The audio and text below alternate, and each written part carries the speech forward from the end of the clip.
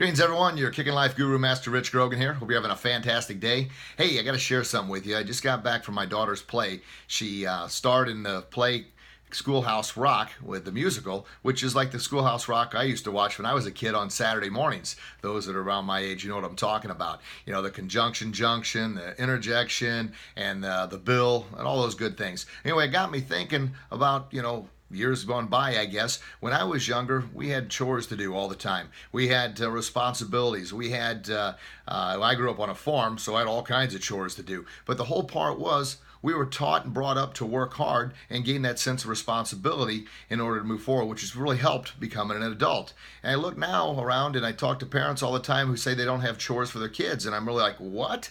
Come on. And the common excuse I get is, oh, they don't have time. They're busy with this, busy with that. Well, my solution to that is, well, you give them the chores and they don't get to play with their phone until the chores are done. You're teaching them a sense of responsibility. You're teaching them hard work, and you're helping them to become the very best they can be. For some reason, we've developed, as we know, this sense of entitlement where I don't have to do anything, but yet I still should get the rewards. And if I don't, then it's somebody else's fault. Pointing the finger at others. Pointing the finger, well, the teacher failed me. Well, the boss, it was his fault. Or it was my parents' fault. Always blaming others and not accepting responsibility for ourselves. Now, get back to the play here with the kids. Those kids worked their tails off. I mean, they put in some serious hard work, and it showed. I mean, it was an outstanding play. And the director, I'm sure, was pretty firm on the kids in order to help to develop such a great play. But that's the payoff. You work hard, you get great results. And if you don't work hard, well, unfortunately, nowadays we've gotten a mindset of, well, I don't have to work hard and it's always somebody else's fault. We've got to stop that. We've got to stop that now and take a sense of responsibility. There's a chapter in a book, The Success Principles by Jack Canfield, and the number one chapter is accept 100% responsibility for your own life.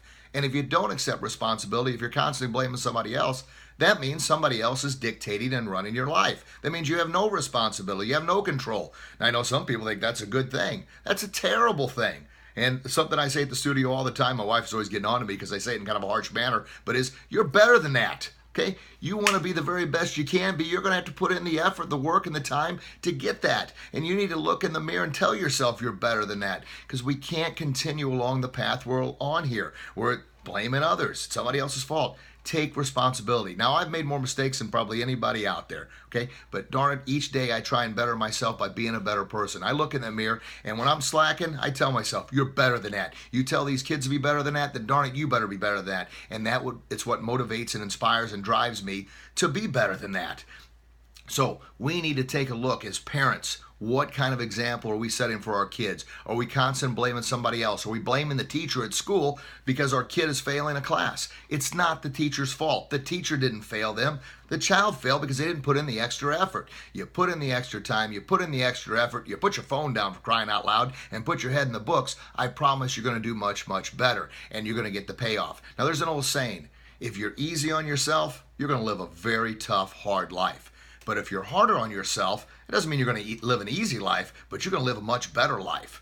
Much, much better life. Now, unfortunately, sometimes when people see other people successful, it's much easier to pick at them and pick at what's wrong with them and call them names and this and that. Well, you know what? Take that energy, instead of picking on others, instead of being envious of others. And by the way, envy to me is one of the weakest emotions. That's just saying somebody else is better than I am.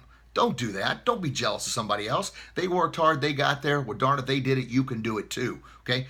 But instead of spending that energy ripping somebody down, use that energy in a positive way to build yourself up. To say, you know what? If that guy can do it, darn it, I can do it. If that lady can do it, then I can do it. And pass that message on to your kids. Look, if Johnny can get an A in this class, so can you. You just need to put forth the effort. And don't settle for excuses. Well, he's just smarter than I am. Well, he's this and that. The teacher likes him more. That's ridiculous. Don't do that to yourself, and don't do that to your kids, okay?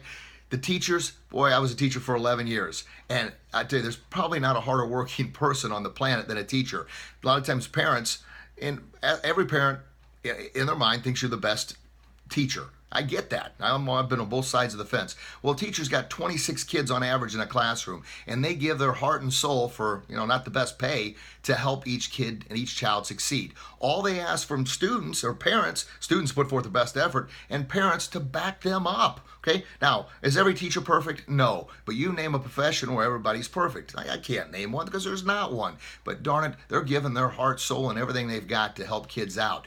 As an instructor, the Martial Arts Academy, I'm instructors there, it's the same thing. We give everything we've got. Our mission is to help kids and adults live their best possible life. But we only see them a couple hours a week. That's where we strongly count on the parents for you to help us out. It takes a village to raise a child, but parents, you've got to be willing to put in the time as well. You can't just drop the kids off for a couple hours and expect miracles. We'll do everything we can, but we need you to put in the time, and we need you to help us groom the child. The teachers need you to help groom the child to be the very best they can be. And this is something we've got to look at right now and change, because more and more and more in society, we're a blaming society. It's always somebody else's fault.